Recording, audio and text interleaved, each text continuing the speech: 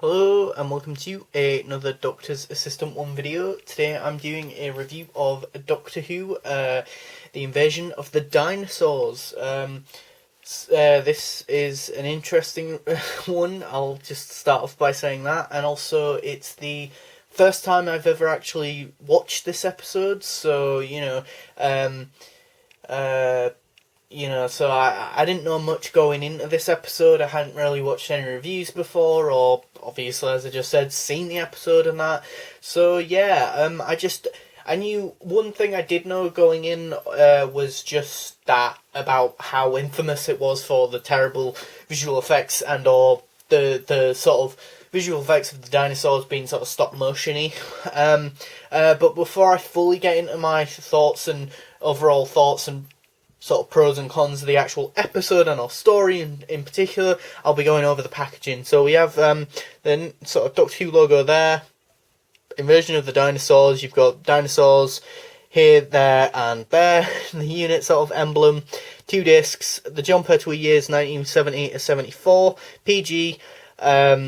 You've got Pertwee and Elizabeth Sladen, so the third Doctor and Sarah Jane Smith. You've got the new, or at the time what was the new sort of BBC logo, DVD, and then on the spine you've got similar pretty much information, the two entertainment logo, BBC, Invasion of the Dinosaurs, John Pertwee in a little circle there, Doctor Who, and then on the back you've got special features, the synopsis, the row of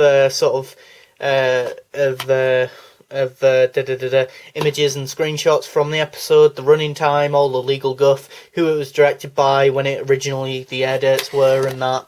As said before, it's 2 discs, so you've got disc 2 with most of the special features, and disc 1.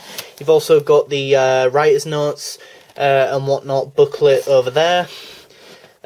So yeah. Overall, what did I think of Invasion of the Dinosaurs? It's a very interesting one, to say the least, for me personally, because I feel like it had its core premise, or the core main bit is the dinosaurs, but then it kind of shifts and or changes partway through the episode. Yeah, I mean, first of all, before I forget to mention this, I really liked Pertwee in this story, and I'm not sure why, because it's not like he's done anything exceptionally different or more in this episode than any other episode, really. I feel like one thing I did like about this episode is that I felt like it allowed Pertwee to be a bit more sort of comedic, and sort of flex that sort of muscle that he has, and it's kind of funny because, or no pun intended, but it's kind of ironic and funny how he is renowned for being a comedic actor and would go on to do Wurzel Gummidge, I'm pretty sure after Doctor Who, I think. But prior to doing Doctor Who, he was doing like radio stuff and he was comedic in that sort of stuff, and so he was very determined, clearly, as an actor, or as a person even, to play the Doctor very straight, so to get away from that sort of stereotype, and yet the irony is that because of that, for me, as a Doctor Who fan, I've always seen him, his Doctor in particular, the third Doctor, as not a funny Doctor. Yet, as I say, in this, I feel like he had a cheekier side to him, with the photography bit at the beginning where he was, with the pictures and, ooh, no, the right side's my best side, dear chap, and that, and the bit where, like, so-and-so and this person and that person and this other person are all trying to, be like, Doctor, can you explain what's going on with this weapon thing or DMAT ray thing or this ray gun thing you're making, and that, and then he finally gets Sarah and Captain Yates out of his office and that, or his little work area, and then he's like shuts the door and locks it, and then the Brigadier comes in via another door, and he's like, oh God, Jesus Christ, these people won't leave me alone, and literally puts his hands over his hair and that, and it just, the face he makes is just so funny to me. Honestly, I'll get the elephant or dinosaur in the room out of the room in so much as or the elephant in the room and or dinosaur in this case out of the room by saying that honestly I didn't mind the visual effects of the dinosaurs. The dinosaurs being stop motion and that didn't bother me and didn't upset me or irk me or, as I say, bother me at all. What I will say is that I didn't like when they tried to then have actors interact with the dinosaurs, and that was the issue for me. More so the CSO / blue screen sort of effect. Yeah, that wasn't great. That kind of took me out of the story more so than just the stop motion dinosaurs on their own. Although to be fair, the pterodactyls were absolutely garbage, and even for me watching it in the mind frame of yeah, it's all Doctor Who, I'll give it a pass visual effects wise. I genuinely feel like the sort of the ones with wings that I just mentioned were terrible. Although, to be fair, it was funny as well how he was about to Venusian Aikido the Brigadier as well, and that. And I just find it hilarious that there are so many people who are like, oh, no, Doctor Who's just political in the Jodie Whittaker era. Doctor Who was never political back in the 1960s, 70s, 80s, and so on and so forth. And yet, between The Green Death and this story, it's very political. And that, it's I think in that respect I feel like this just does feel like a bit of a, for lack of a better term, like a copy and paste sort of version or like sort of B-movie-esque copy and paste of The Green Death and that, and whereas The Green Death has all the sort of praise and that because I think Joe Grant leaves in that story, and because it's just a bit more tighter written and a better story overall, or more fondly remembered positively in the fan base by Doctor Who fans. I think this one is the opposite. I completely, now that I've seen this episode, kind of understand why a lot of people don't talk about this story. Because I'll be honest, it's not the best of the best. It's not the Pyramids of Mars, Genesis of the Daleks, or Spearhead from Space Inferno, or Earthshock, or Remembrance of the Daleks sort of story. It's not a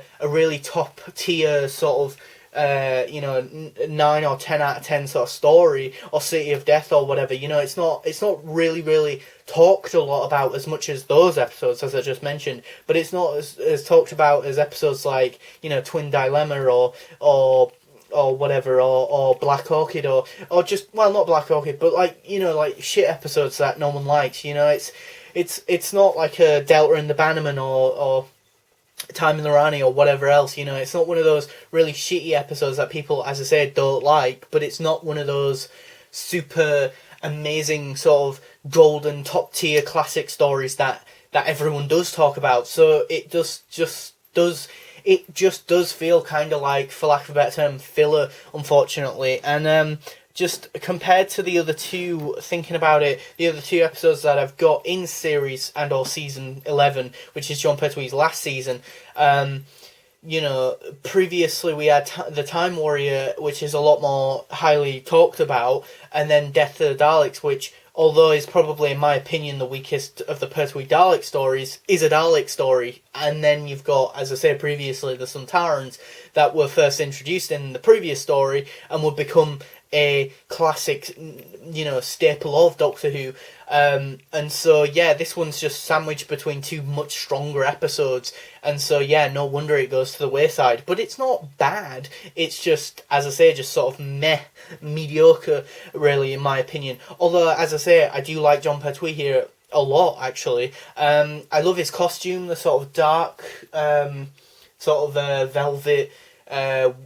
waistcoat / jacket, and then the sort of blue, baby blue sort of frilly shirt.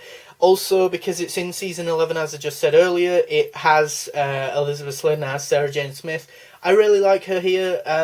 She has a few interesting bits here and there. I mean, she doesn't...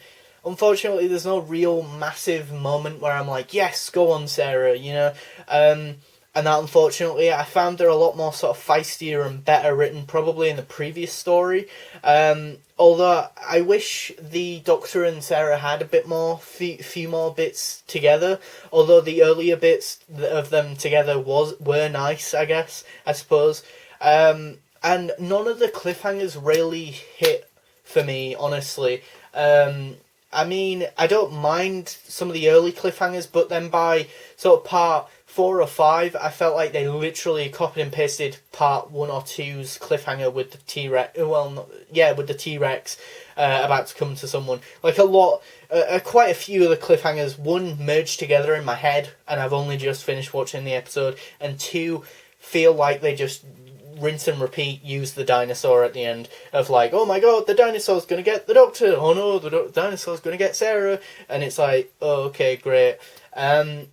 I mean, I think as a 6-part story, this one in particular, I feel like could have been edited down to a 4, maybe even a 5-part story, and it would have felt a bit more quicker paced, I guess. Although again, I'm watching it all in one sitting, like not the way that it was intended back in the day. So I am curious if and when I ever do watch a classic series episode week to week to week for 6 parts and or 4 parts, if and when I ever do that will solve the pacing of a classic story for me. I'd be interested in seeing if it does fix that. I love the fact that units in the story, I mean, they weren't in the previous story that much, so I guess that's a plus for this one, definitely. As I said before, I do like the dinosaurs, and that in this story, and that themselves being stop motion and being practical effects, I'm fine with that. It was more the CSO that was the issue. Dudley Simpson's music and score sort of ranges from average to slightly above average in this episode. There's nothing to stand out in terms of the music or anything like that, in my opinion. And I think the most... I guess, honestly, I think the Brigadier and the Doctor probably have the most on-screen on-screen time together, and that, as opposed to Sarah, unfortunately, and Elizabeth Sladen. I was really taken off guard by spoilers. There's a big spoiler for this episode coming up right about now, about Captain Yates. I was surprised, but the penny did drop a lot later on in the episode that I realised, like, I knew when it obviously got revealed that he was a baddie, but then I clicked in like part 5 or partway through part 5 or part 6, I was like, wait, oh yeah, it makes sense that he's the baddie, because they set it up really early on where he's like, oh no, Sarah, I prefer the way that the world is now, because everything's super quiet, and I saw a fox in the park, and everything's so quiet, and the air's clean, and this and that. You know, he says the air's clean, I saw a fox in a park, which doesn't happen in London, and it's super quiet, and the air's clean. And that, and whereas Sarah says, oh no, I prefer it as it were, traffic jams and all, you know, and that, and it's a really interesting, unique idea, but again, I think it just needed a second draft or editing down a bit here and there, and that, you know, but again, I think the guy whose name I always forget, but the guy who played Captain Yates, I think he was really good in this, one of his better performances in my opinion.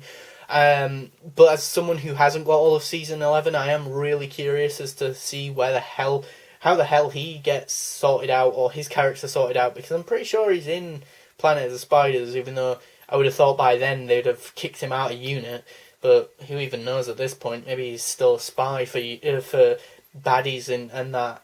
It's been quite a few years since I've watched Planet of the Spiders. I have it in the Regenerations box set. Anyway, who else? What else even? The Brigadier's good. I like Nicholas Courtney in this. He's really good. He's got a good on-screen chemistry and rapport with John Pertwee and or the Third Doctor, obviously.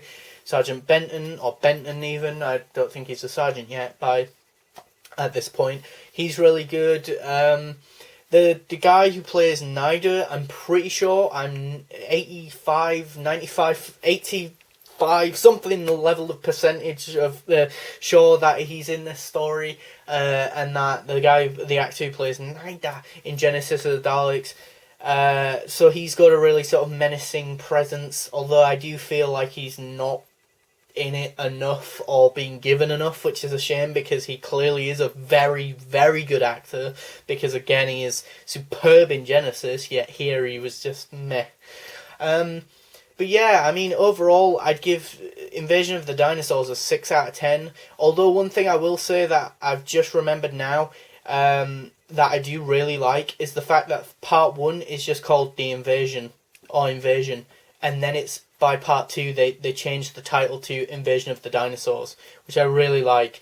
Also, another little thing is that I wonder if Russell really likes this episode, Russell T Davies, because I feel like a lot of the beginning of this story is then redone in sort of Stolen Earth, Journey's End, you know, that two-parter, where everything's just sort of dead, and it's really weird. It's really atmospheric, part 1, for quite a while, at least I thought so anyway, which then does remind me, another thing, is that Paddy Russell, I think it was, the director of this one, fun fact, lived literally up the road from where I live, which is quite weird.